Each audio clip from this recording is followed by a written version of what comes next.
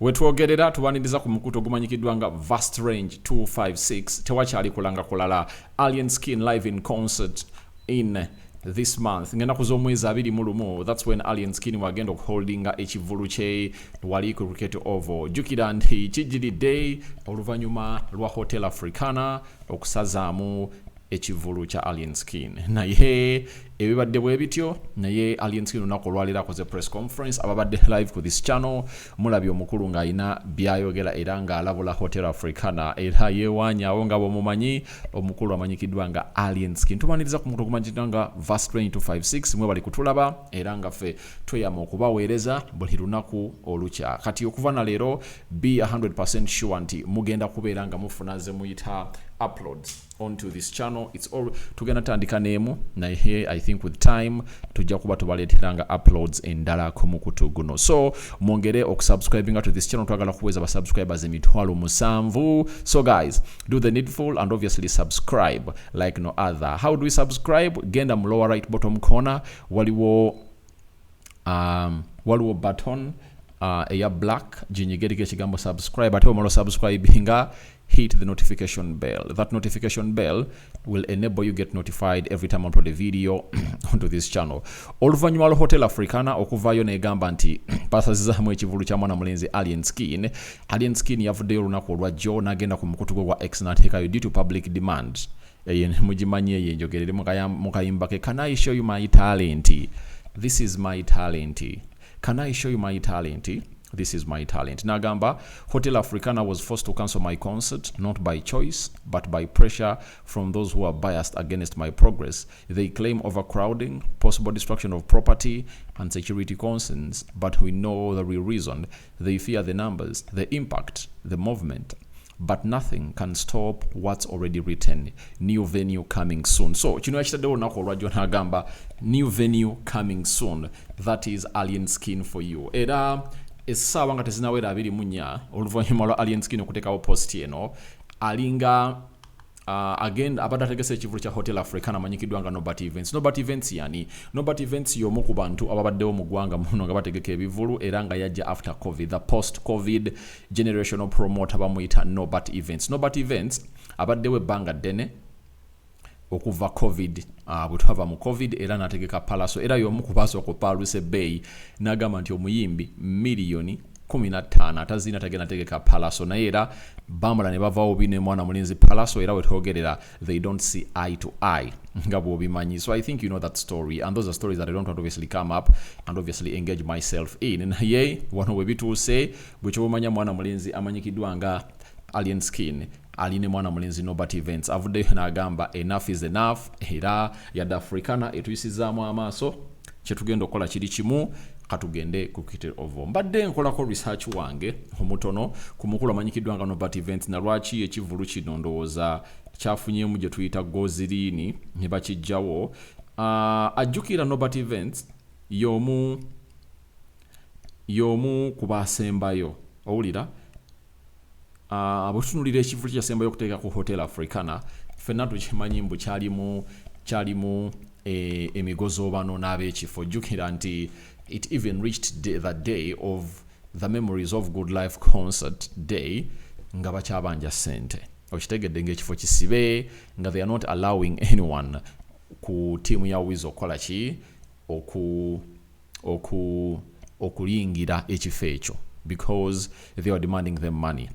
Nobat Events yalabibwako ng'alinnya ekikomera n'agwa munda wa sheeyo so embeera nga bweri yali tewomya nakawululu by that time naye I think the broken relationship in between him ne Hotel Africana ebadde tennaddawo ebyaddala kati wetwogerera Hotel Africana yasazizaamu ekivulu kya Alien Skin era nga bw'omanyi nti wabaawo ebintu bingi ebyogerebwa era bibaddewo bingi ebyogereddwa abala bagamba it has been a stunt Alien Skin gyakoze ng'ebya Africana tebiriiwo such that afuna attraction y'abantu nti afuna sympathy but I don't think that it was the case so let's wait and see how that pans out because ekivulu bakirangirira nga I think January agwako okitegeera era ekivulu ekyo ne bakiwa ennaku 2 okukiranga you understand kati bwe twogerera Alien Skin yavuddeo nagenda ku mukutwa wa X nateka 21st February we at cricket over Lugogo.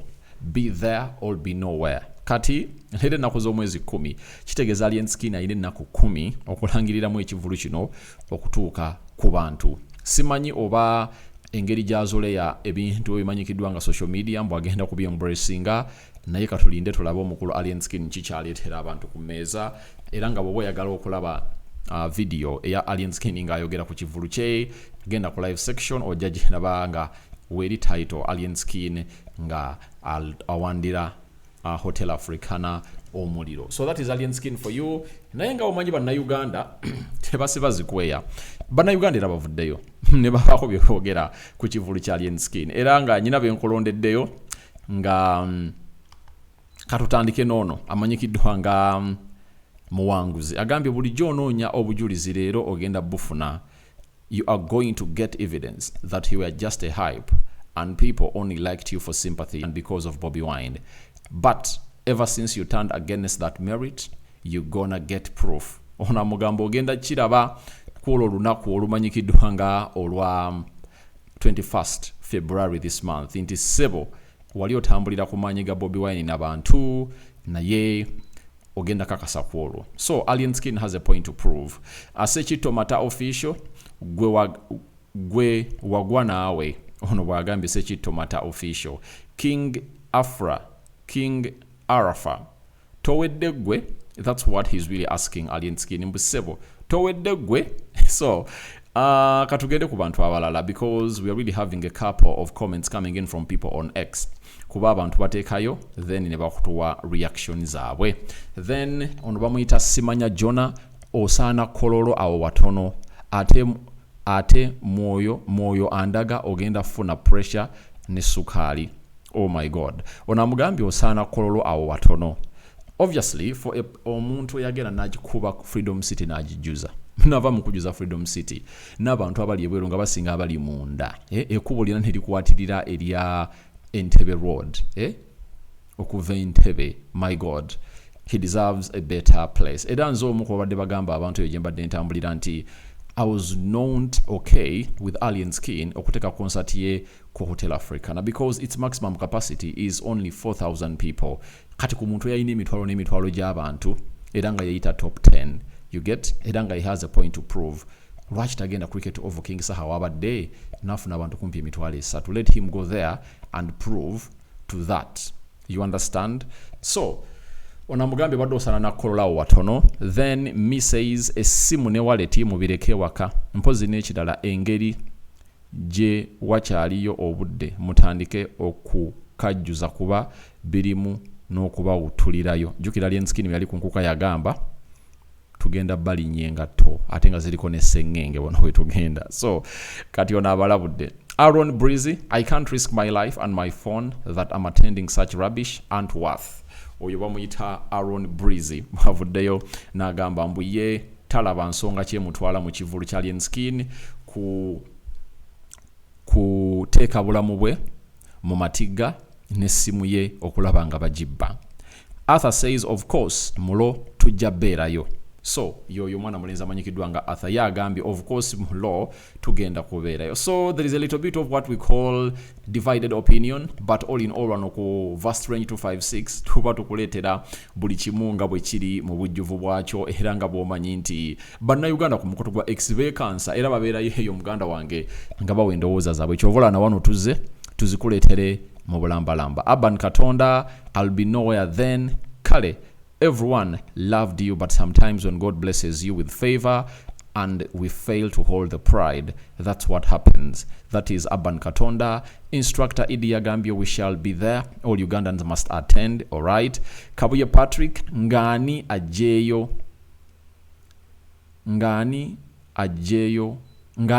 mubabbi. So Alien Skin and Fangon Forest babatadde ekyobubi. Museveni must resign. Agambye I'm not interested. Hiwa Agambye watyo owa Museveni must resign. Then Chikoni's finest, what happened to Serena Hotel? Hey, Alien Skin yavayo n'agamba agenda ku Serena Hotel gyagenda okolera concert. I've never heard about that. Ndowooza badde what happened to Hotel Africana. Hotel Africana ebintu byayo biwanvu because bw'otunulira ebbaluwa eri eraga nti basazizaamu ekivulu balaga booking on the 15th of December last year. Ate webalaga nti baba confirming naye ate deposit alaga yateebwayo ng'ennaku z'omwezi oba 15 January. So things are not adding up. Kati omuntu avayo n'agamba kabadde kabadi to buy public sympathy naye simuwakanya, but ate sijjawo nakiri nti Africana eyinza okuba yaganye okubakalaginga because promoter ategesa alien skin the last time bwe yategeka koti Africana waliwo obuvuyo bw'amaanyi nnyo which kills the reputation, all damages the reputation, all taints the reputation of the place. Then Chris Baine, Checho Fada, we asked for it, you've answered. Then Muhire Geoffrey, Alien, I'm the first one to comment today. I want a free ticket. Agambe tagaba. By the way, one of the things that he has going to emphasize a lot, Agambe tagaba ticket is aware. Alien skin Agambe teri ticket ya aware. Then Jordan Haas says, Lord of Banter, please. All right. So I think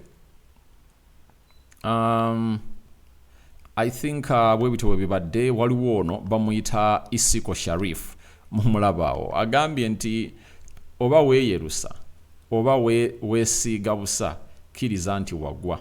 People please no nebi nebigambo si byange by'abantu baku X ndowooza obalaba. Joshua agambye I won't come. El Chapa agambye ogenda kitegeera lwaki office za umeme zina standby generator. Oh my god. Then Iligo Happiness Alali Daddy William Nagamba, it's a command. Then Carl Palmer Nagamba, I can't risk my life. Then Roses Nagamba, Chimenkewo. Then Fangon Soja Nagamba, Tuja. Then Dan Son Hero Nagamba, Tuja. So that's what we've gonna hit, obviously getting through from Alien Skin n'abawagizi okuva ku mukutu gwa X base abesunga abagamba tetugenda kujja boogera. So we are waiting to see what's gonna be happening ku lunaku luno olwa Alien Skin, kiki ekigenda okubeerawo ddala wano ku bajita batya ku Lugogo Cricket Oval, because abesunga abalala bayina endowooza ey'enjawulo naye fenga wano ku mukutu gwa verse 2256 tetufaayo. Omanyi lwaki? Kubanga tukimanyi kitegeeza nti ku nsi ekiraga nti oli muntu wanjawulo olina okuba n'abakwagala n'abatakakwagala. The moment oyina batakwagala bokka oba oyina ekizibu. The moment oyina bakwagala bokka oba oyina ekizibu. So katulinde tulabe Mukama kyagenda okuleeta ku mukutu guno gumanyikiddwa nga 256 first range variety at large. Bye bye.